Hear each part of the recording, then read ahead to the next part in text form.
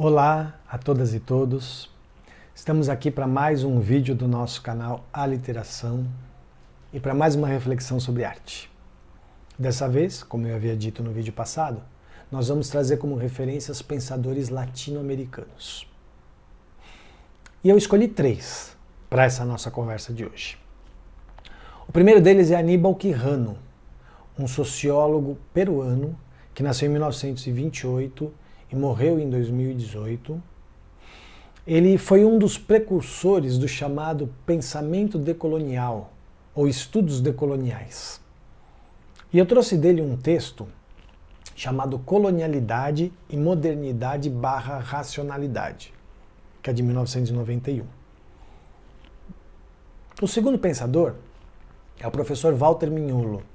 Ele é um semiólogo argentino que nasceu em 1941 e ainda está vivo, professor da Universidade de Duke, nos Estados Unidos, e que também pertence ao grupo de intelectuais dos chamados estudos decoloniais.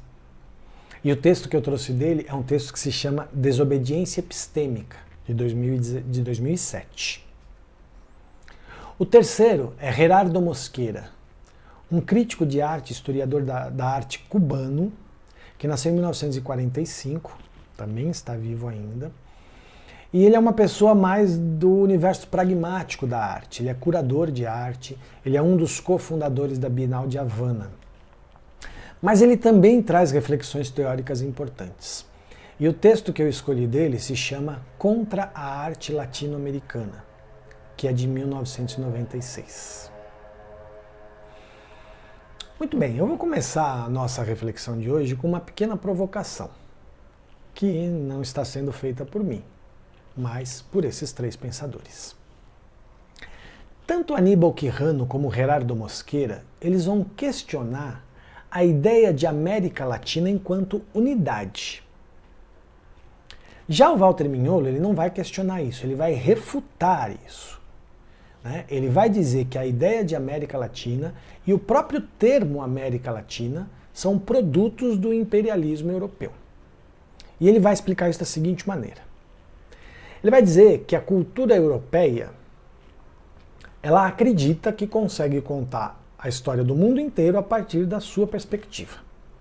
E aí ela vai pegar o continente americano, que eles chamam de Novo Mundo, e dividir em 2. A América Saxã, que compreende os Estados Unidos e o Canadá, que foi colonizada pelos europeus saxãos, primordialmente os ingleses. E a América Latina, que vai comportar todos os outros países do continente americano, e que foi colonizada pelo que ele chama de europeus católicos e latinos, primordialmente italianos, espanhóis e portugueses. E que esse termo, essa ideia de América Latina, na verdade, serve para encobrir a diversidade étnica dos povos nativos desses países, facilitando assim a imposição de um pensamento colonialista europeu. Há quem defenda, por outro lado, que essa unidade latino-americana, ao contrário, serve como uma forma de resistência ao imperialismo europeu e, mais recentemente, estadunidense. De que lado que eu vou me colocar nesse debate? Eu vou responder usando palavras que não são minhas. As palavras que eu vou usar são de um poeta mexicano chamado Octavio Paz, que nasceu em 1914 e morreu em 1998. E ele tem um livro chamado O Signo e o Garrancho, que é de 1975. E é desse livro que eu vou tirar essas palavras. Ele vai dizer o seguinte: América Latina. Uma ou várias ou nenhuma. Quem sabe não seja somente um rascunho que, mais do que nomear, oculta realidades em ebulição. Alguma coisa que não tem nome próprio, porque tão pouco logrou uma existência própria. E é a partir dessa provocação que nós vamos fazer a nossa reflexão sobre arte de hoje, trazendo 2 elementos. De um lado, a cultura imposta pelo pensamento hegemônico europeu, que a gente vai chamar de cultura colonialista ou cultura central, e as culturas oriundas dos povos nativos dos países latino-americanos, que a gente vai chamar de culturas decoloniais, culturas liminares, culturas de fronteiras ou culturas periféricas. E é justamente do encontro dessas culturas e dos resultados que esse encontro produziu e produz historicamente que nós vamos fazer a nossa trilha reflexiva. Muito bem. O Aníbal Quijano vai dizer o seguinte, que a América Latina é o caso mais extremo de colonização cultural pelos europeus. Mais extremo até que a Ásia e a África. Logicamente ele não está colocando nessa afirmação, a violência dos processos de invasão, de escravização e de extermínio étnico ocorridos nesses lugares. Ele está falando de colonização do pensamento, colonização dos modos de pensar, inclusive dos modos de fazer arte. E aí ele vai dizer o seguinte, que no caso das artes da Ásia e da África, elas foram colocadas no lugar do exótico, do primitivo, apartadas sim do pensamento hegemônico, marginalizadas, mas elas conseguiram minimamente manter as suas características. Já no caso da América Latina, o que houve foi um processo de sincretismo, de aculturação, que fez submergir sob uma camada da cultura dominante essas culturas nativas. Então ele quer dizer o seguinte, os modos de fazer arte dessas culturas nativas ficaram encobertos sob o manto da cultura colonialista,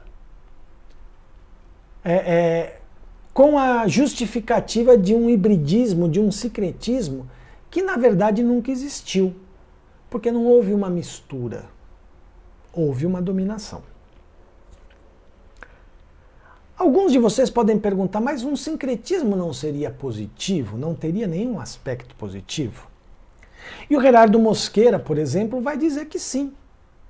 Ele vai apontar alguns casos na história de hibridismos positivos. Ele vai inclusive citar um caso brasileiro, que é o movimento antropofágico e o manifesto antropofágico do Oswald de Andrade. Né? Todo o movimento em torno do manifesto, todas as manifestações artísticas tal, que giraram em torno do manifesto antropofágico. E ele vai apontar isso como um aspecto, um caso de hibridismo e de antropofagia positivo. Mas ele vai dizer que mesmo nos casos positivos, que são poucos, existe um perigo nesse processo de sincretismo da maneira como ele se deu. E qual é o perigo? É o apagamento dos conflitos oriundos disso, dando uma ideia ilusória de que tudo aconteceu de forma harmônica. E ele vai apontar para o fato de que existem nessas culturas, na cultura dominante, né, na cultura colonialista central e nas culturas decoloniais periféricas, aspectos que são incompatíveis. E aí eu vou apontar dois. A gente já conhece, a gente já conversou aqui nos outros vídeos, que é, para a arte colonialista, a arte colonialista, ela se manifesta como um fenômeno em si mesmado. Já as manifestações artísticas decoloniais, elas têm o mesmo aspecto, o mesmo caráter de comunhão existencial que a gente já apontou no caso dos africanos, enfim. E esses são aspectos incompatíveis. O segundo caso que eu vou citar é um exemplo que o Walter Mignolo vai trazer, que ele vai dizer o seguinte: a cultura colonialista tende ao universalismo. Isso é muito fácil da gente ver no nosso próprio modo de pensar a arte aqui no Brasil, né? Nós realmente acreditamos que com a arte nós conseguimos propagar valores universais, como bem, mal, bonito, feio, amor, como se esses valores universais de fato existissem, enquanto valores universais.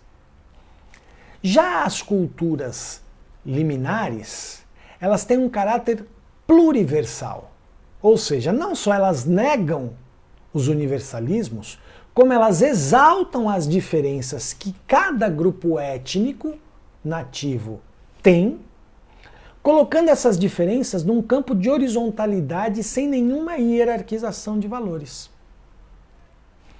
Então, esses são aspectos incompatíveis, não tem como fazer um hibridismo, um sincretismo disso, sem que haja dominação.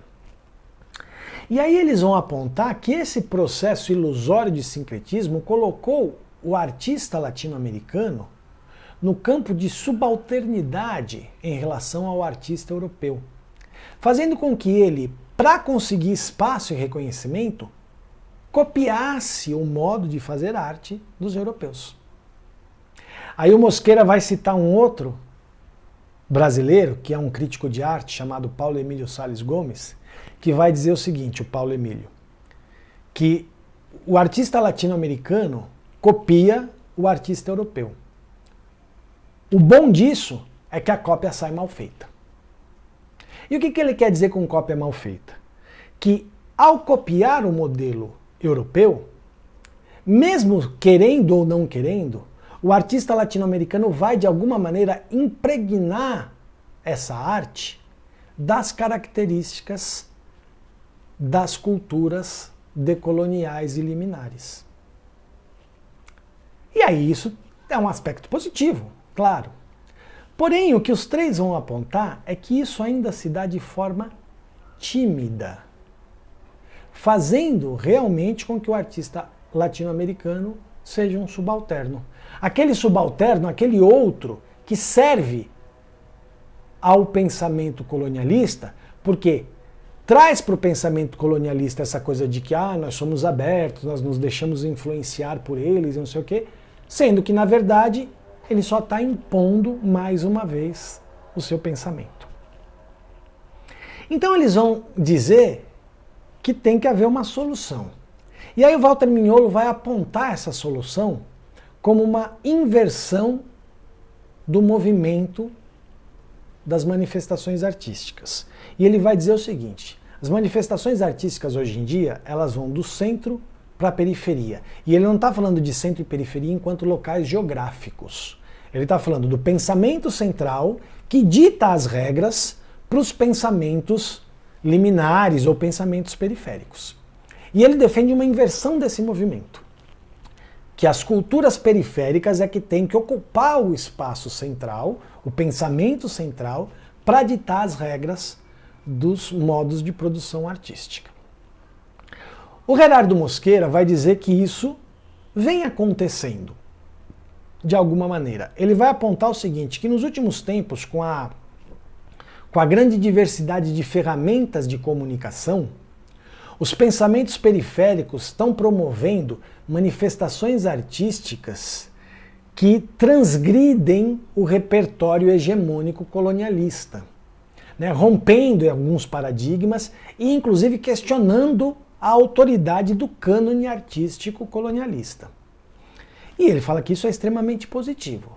Só que os três são unânimes em dizer que isso ainda é tímido, que isso tem que adquirir uma intensidade e uma potência ao ponto de não existir mais a ideia de artista latino-americano, e sim de artistas oriundos dos povos nativos dos países da América Latina.